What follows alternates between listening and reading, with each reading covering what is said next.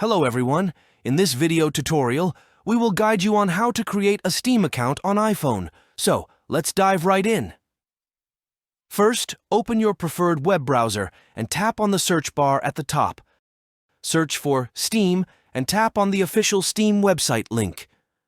Once on the Steam website, scroll down and tap on the Sign In button. Next, scroll down and tap on Join Steam. On the registration screen, enter your email address and confirm it by typing it again. Select your country of residence.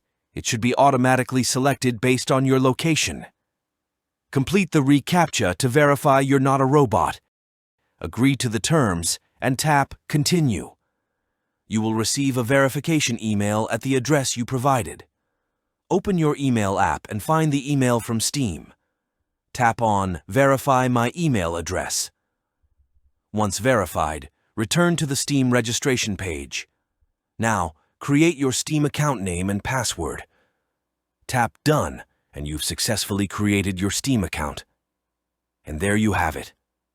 By using this method, you can create a Steam account on your iPhone.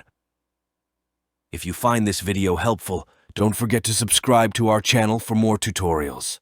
Thanks for watching.